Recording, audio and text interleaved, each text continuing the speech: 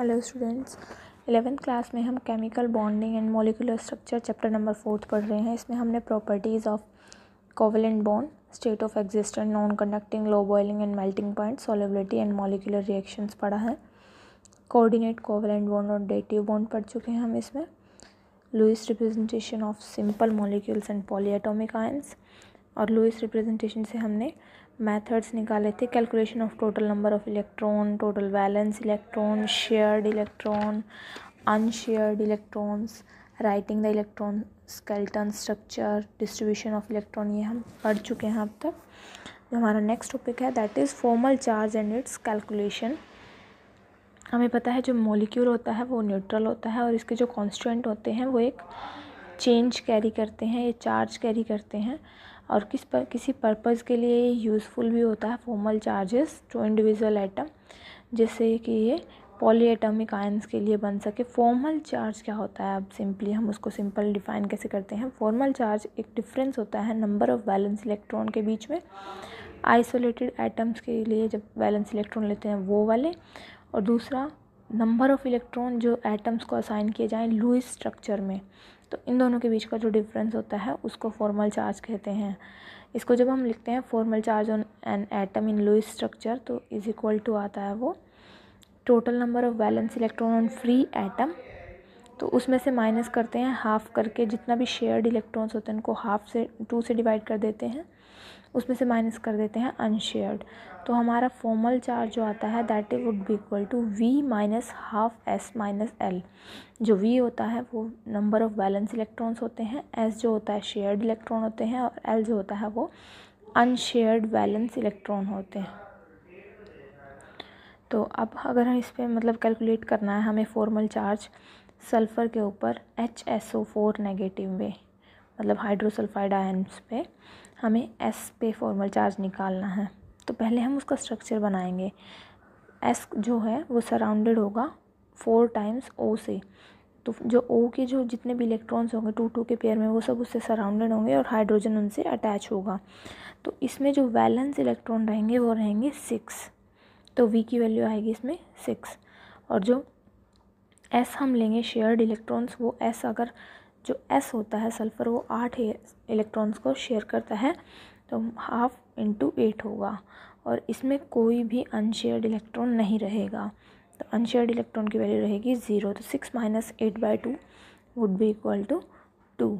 ऐसे ही हम इसमें फॉर्मल चार्ज O3 में O का निकाल सकते हैं, HClO4 में Cl का निकाल सकते हैं। अब इसका एडवांटेजेस क्या होते हैं। एडवांटेज ऑफ फॉर्मल चार्ज, जो मेन एडवांटेज जो होता है कैलकुलेशन ऑफ फॉर्मल चार्ज, वो होता है कि हमें आइडिया मिल जाए स्टेबिलिटी ऑफ स्ट्रक्चर का। जो डिफरेंट पॉसिबल लुईस स्ट्रक्चर होते हैं कंपाउंड के, जिनकी स्मॉलेस्ट फॉर्मल चार्ज होते हैं एटम्स के ऊपर, वो लोवेस्ट एनर्जी रखते हैं और इसीलिए वो मैक्सिमम स्टेबल भी होते हैं। अब जो ऑक्टेट रूल हमने पढ़ा था उसकी लिमिटेशंस क्या होते हैं। ऑक्टेट रूल एक सक्सेसफुल रहा था सबके लिए, किस चीज़ में, वैलेंसीज़ को एक्सप्लेन करने में। जो लार्ज नंबर के एलिमेंट्स थे उनकी वैलेंसीज़ को तो एक्सप्लेन कर पाया था, बट किस चीज़ में फ़ेल हो गया था ये, मैं जितने भी स्ट्रक्चर थे, काफ़ी सारे स्ट्रक्चर, उसमें से काफ़ी को तो इसने एक्सप्लेन कर दिया था, बट कुछ एक स्ट्रक्चर को ये एक्सप्लेन नहीं कर पाया था, इसीलिए इसके कुछ लिमिटेशंस आई थी। जिसकी फर्स्ट लिमिटेशन थी that is formation of compounds with electron deficient atom. Deficient का मतलब होता है इलेक्ट्रॉन डेफिशिएंट एटम, जिनमें इलेक्ट्रॉन शेयर ना करने के लिए कमी रह जाए कहीं पे, तो उनको इलेक्ट्रॉन डेफिशिएंट एटम बोल दिया जाता है। तो उसमें फॉर्मेशन ऑफ कंपाउंड कैसे होती है। ऑक्टेट रूल के बेस पे जो एलिमेंट होते हैं ग्रुप 1 के, 2 के, 13 के, वो कोवेलेंट बॉन्ड नहीं बनाने चाहिए, क्योंकि उनका जो होता है 4 इलेक्ट्रॉन से लेस होता है उनके वैलेंस शेल में।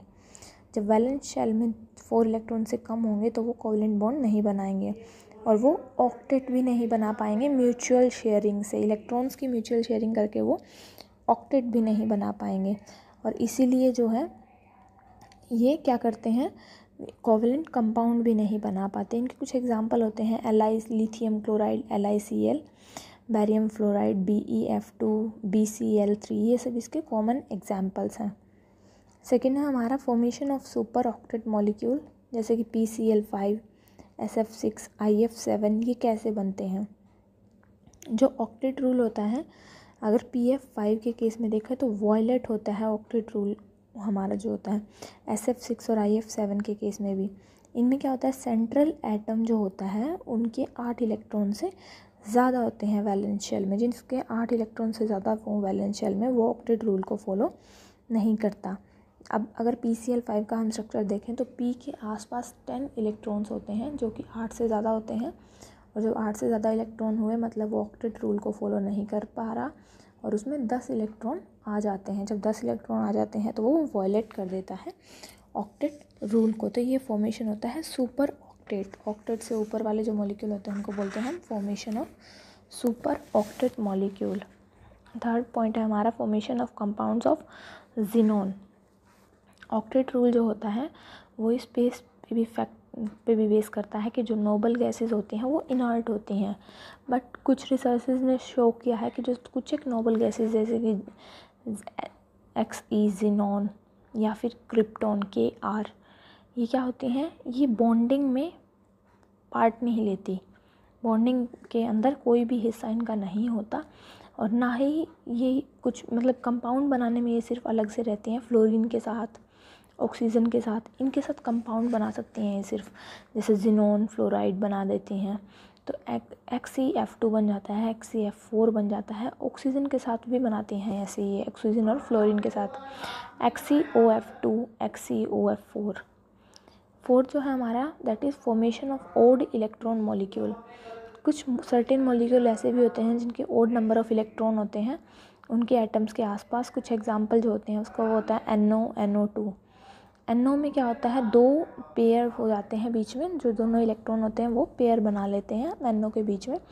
ऑक्सीजन के पास 6 होते हैं तो उसमें से 2 ही इसके साथ पेयर कर लेता है, और इसके बाकी इसके बच जाते हैं 4। ऐसे ही नाइट्रोजन के भी जो 5 होते हैं उसमें से 2 बन जाते हैं पेयर में, और 3 इसके ऐसे ही बच जाते हैं।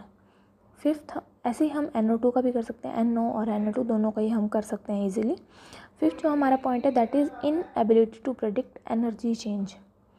इन सब जो एक्सेप्शंस हमने की, इन सब के अलावा जैसे हमने देखा कि सुपर ऑक्टेट बनता है, कंपाउंड्स बनते हैं ज़ीनोन के, इन सब के अलावा भी इसकी एक लिमिटेशन आई, वो थी कि एनर्जी चेंजेस जो आते हैं हमारे रिएक्शन के दौरान या फिर किसी भी कंपाउंड बनने के टाइम पे, जितने भी एनर्जी चेंजेस आते हैं उनको प्रेडिक्ट नहीं कर पाते, क्योंकि जो ऑक्टेट रूल होता है वो इतना एबल ही नहीं होता कि बॉन्ड फॉर्मेशन के दौरान जो एनर्जी की प्रेडिक्शन है वो इजीली कर पाए। तो वो अनप्रेडिक्टेबल रह जाती है हमारे पास, जो एनर्जी चेंजेस होते हैं वो अनप्रेडिक्टेबल रह जाते हैं, हम उनको प्रेडिक्ट ही नहीं कर पाते। So thank you students. अगर आपको आज के टॉपिक्स में कोई डाउट है तो आप मुझे कमेंट करके बता सकते हैं और पूछ सकते हैं। Thank you.